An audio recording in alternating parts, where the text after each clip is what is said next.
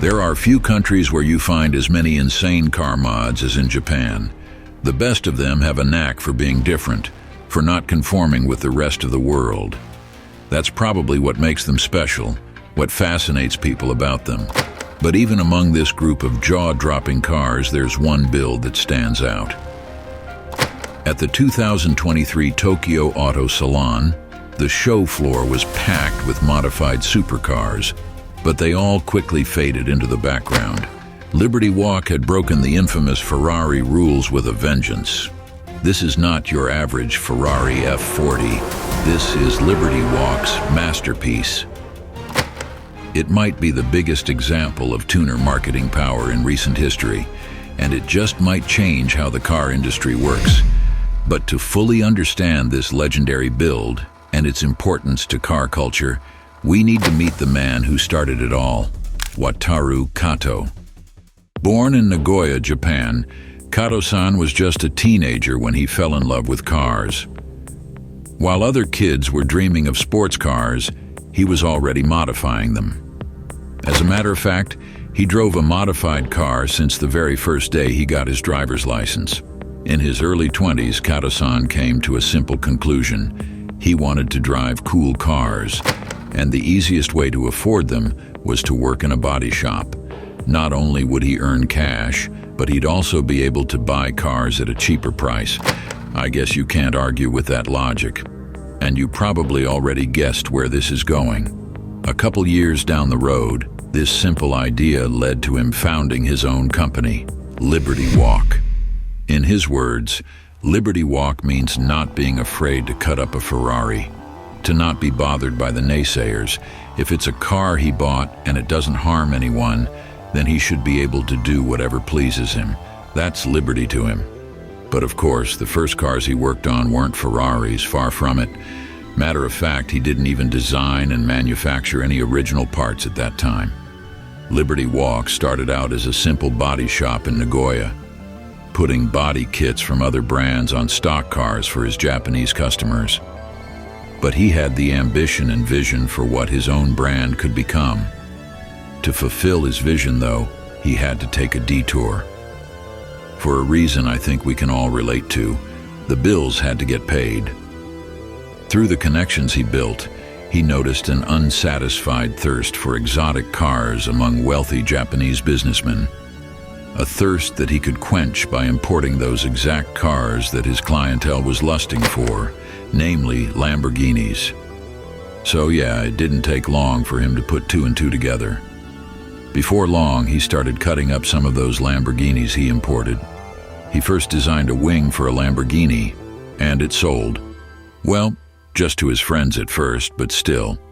Motivated by this first success, he decided to go even further. Why stop at the wing? So they saved up all their money to develop the rest of the body kit. And once again, they sold out. This definitely shocked some people. Not only because the cars he modified were expensive, I mean, we're talking about Lamborghinis, but because Liberty Walk's style was so distinctive and unique. Kato-san embraced the wild and aggressive styling of Bosozoku culture and turned it into his own art form. の頃からね、昔日本でいうと暴走族が盛んだったの。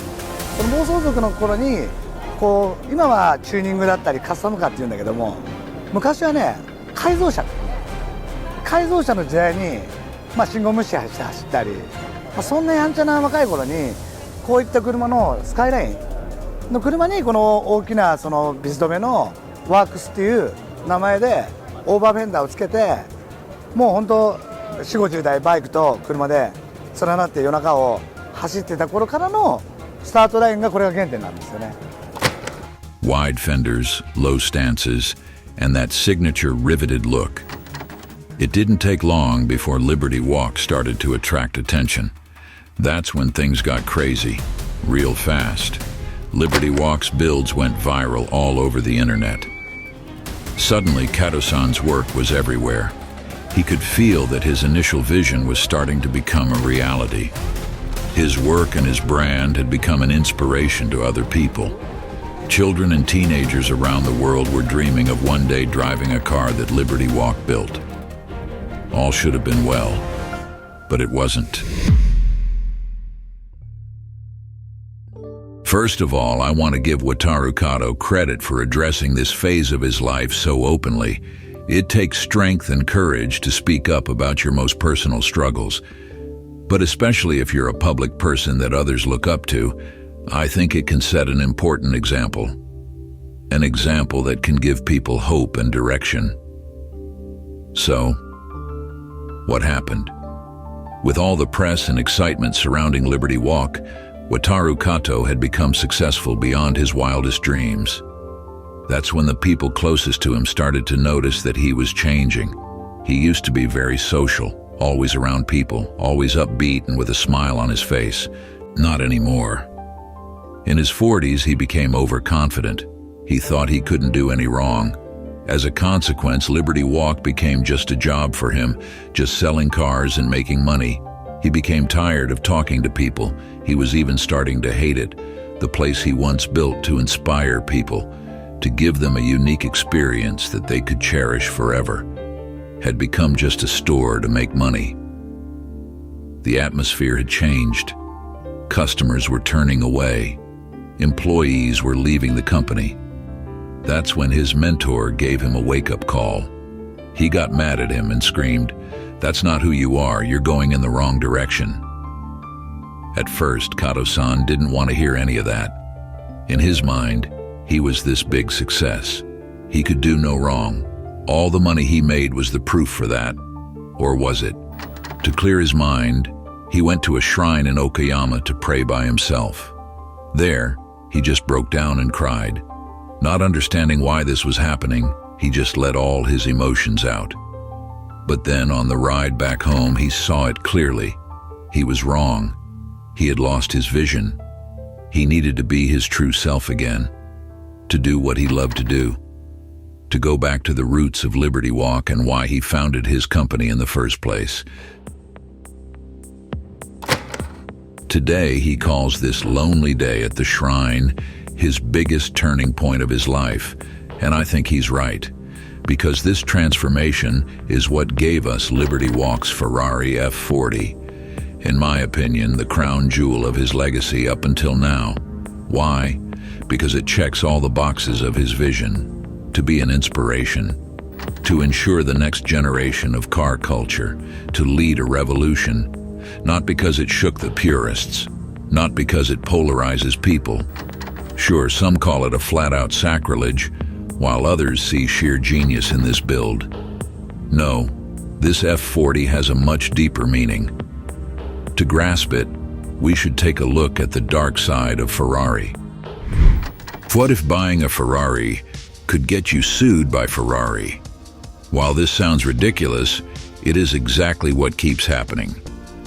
For decades, Ferrari has been synonymous with luxury and performance. But behind the glamour lies a darker side, a history of banning and sometimes even suing their own customers. From celebrities like deadmau5 and his infamous Ferrari, to Kim Kardashian, Justin Bieber, and Floyd Mayweather, Ferrari's so-called blacklist just goes on and on. No wonder. There are so many hassles you have to deal with when buying a Ferrari. You know, you're spending a tremendous amount of money. You should be made to feel like a customer. I don't want to be told, well, you must buy 2 Mondial before you can buy this year. You have to buy 2 crappy cars before you can. Yes. But why would Ferrari act like that, you may ask? Now get this. If you plan on modifying your own car, such as changing its performance or look, you need Ferrari's explicit approval. Sounds ridiculous. Well, it gets even better. If you don't have their approval, well, that's a violation of your purchase agreement, and they might take legal action against you. In their opinion, they're protecting their brand image and heritage. But let me ask you a question. Who's doing the better job of keeping Ferrari's brand relevant? Option A, this guy who's keeping his Ferrari stored away safely because he's scared some random speed bump might damage it. Or even worse, that other people could mess it up when he's parking it on a public street. Or option B, this guy, who lives and breathes car culture, has created a cult following around his vision and modifies his Ferrari on his own dime to celebrate the legendary F40 in the middle of a crowd with the whole automotive world watching? So yeah, you can probably guess which answer I'd pick. But you know what? To my surprise, Ferrari seems to somewhat agree. Their attitude seems to be shifting, because at least to my knowledge, there hasn't been any kind of outcry about Kato-san's F40 from them. Could it be that they're starting to actually embrace car culture? While I know that it's quite a stretch to interpret not flooding Liberty Walk with cease and desist orders as an agreement with their work and vision, but it's still a good sign, right? Actually, this gives me hope.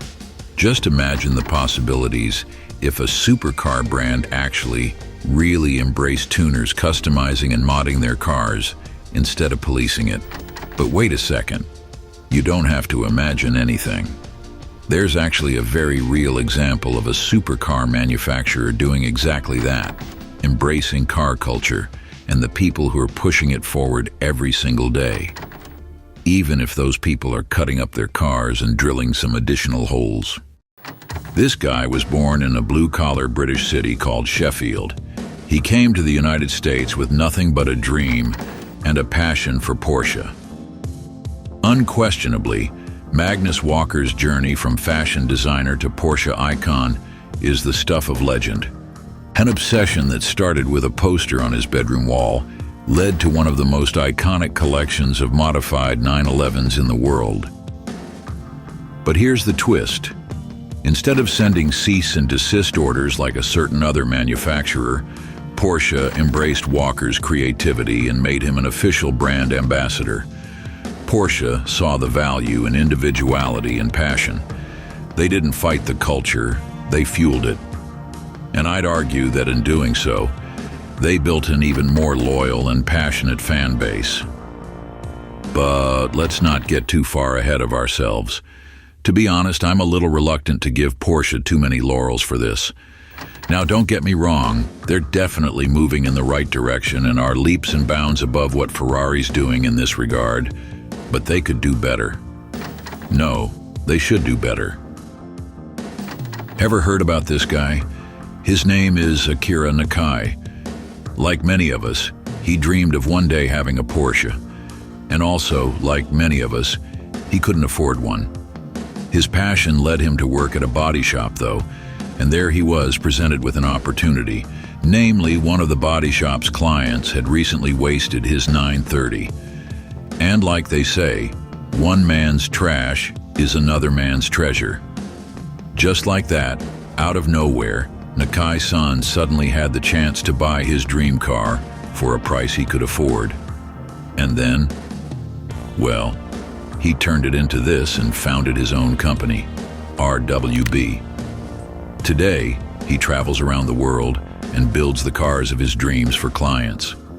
Bottom line, he created a cult following around his vision and his work. Sure, there are people who absolutely hate what he's doing, but so what?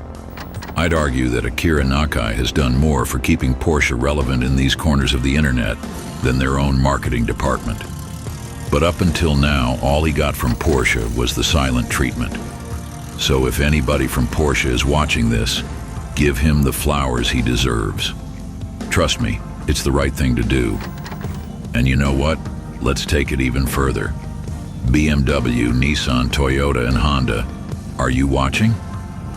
This is where you should make sure that you've got a pen ready. I'm giving you the blueprint to move ahead of the pack and rule the internet. You ready? You're releasing new cars every year, right? And we all know why. You have to stay relevant. You want to keep the excitement around your brand up. No fault in that. But you know what? You're sitting on a frickin' gold mine, and you're not using it. Hell, the least car manufacturers could do is take a page out of the Nike and Jordan playbook. You like the Jordan 13? No problem. You can order a new pair right now. And I mean like never worn, fresh out of the factory new. Why not do the same with, say, a BMW E92 M3? Give us those classics as factory new cars, please. And until that happens, the least you can do is publicly appreciate and empower legends like Wataru Kato and their visionary builds that keep the hype around your classics alive.